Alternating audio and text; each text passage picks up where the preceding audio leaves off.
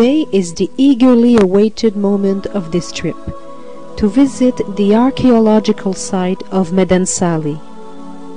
After a last cup of tea in company of the policemen at the site entrance, we are at last in the heart of the ancient kingdom of the Nabatean civilization. Their city covered about 3 square kilometers, but after it was abandoned in about 100 AD, the central area of houses and shops disappeared, and all that can now be seen are the tombs cut into the sandstone rocks which surround the old city. Madain Saleh flourished between 100 BC and 100 AD, and grew rich on the trade which passed through it from the incense lands of southern Arabia to the Roman Empire in the north. Its sister city was Petra in Jordan. Individual compartments are carved in the rock, bigger for corpses of adults, smaller for children. The Nabateans were a Semitic people, formerly nomadic, who wrote in an early form of Arabic script.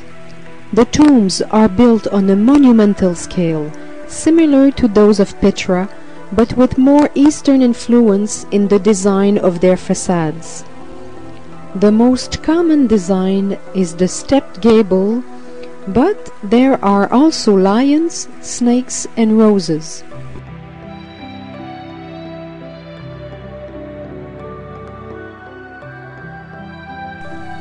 The Quran refers to Madain Saleh by its Arabic name, Al-Hijr, and tells the story of its destruction by God when its people turned away from His bounty. Pilgrims en route to Mecca used to turn their faces away from this city of abomination.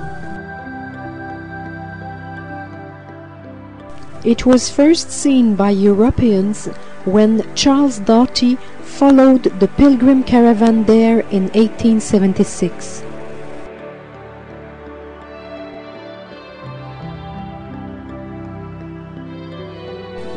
Here we are in front of Qasar Farid, the photographer's favorite tomb.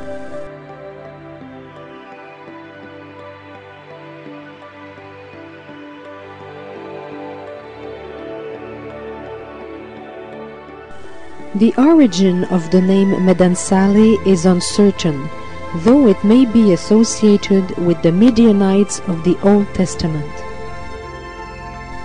The site may have been inhabited as long ago as the first millennium BC by the Madains. It is known to have been inhabited by the Thamudites and the Lehianites later on.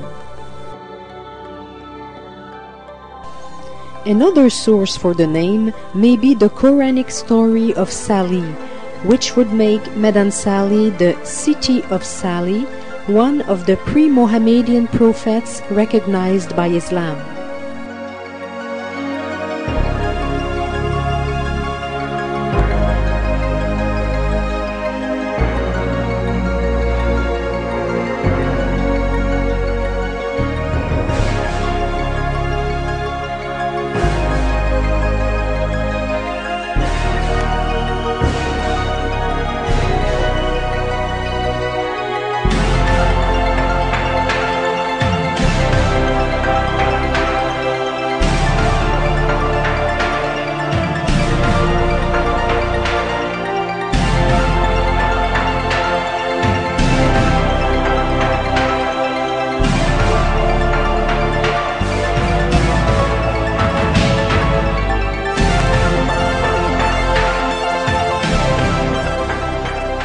At the northern tip of the site, Al-Diwan is the main worshipping area.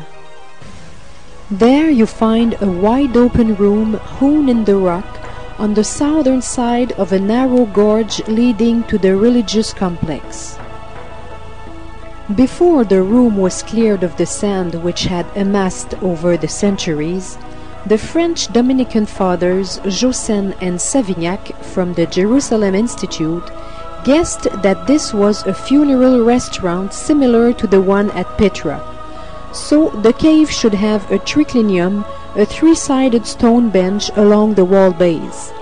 Their estimates of 1907 proved to be correct in 1980.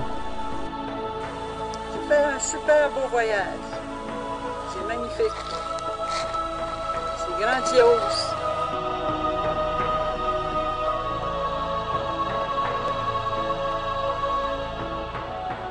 Following the south wall of the gorge, we discover many religious signs and niches featuring a round top.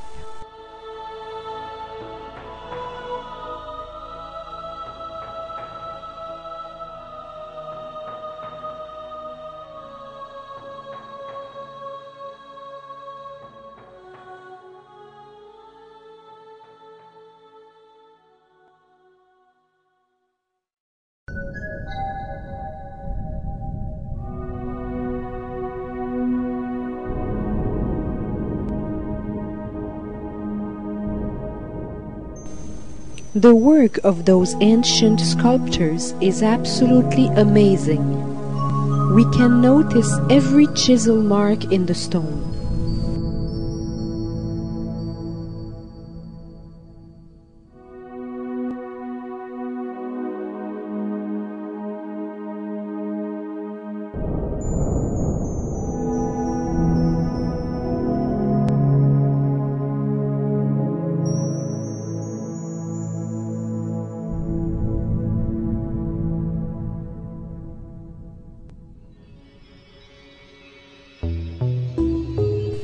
The carving process of burial chambers was managed by dividing the tomb floor in squares and distribute it among the sculptures to expedite completion.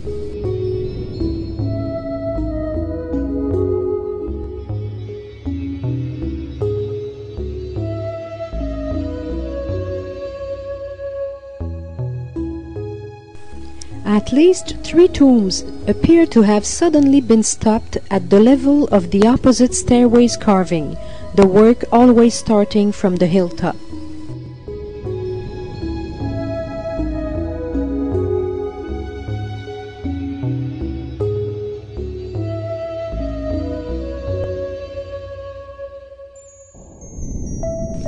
Under the name of Frankincense Road, a camel trail joined the Indian Ocean in the south to the Mediterranean Sea in the north. Guiding the caravans from one well to the next, protecting the goods against other plunderers, was a profitable business for the Nabateans, who understood quickly that 25% of the value of a durable flow was better than 100% of the first caravan and nothing later.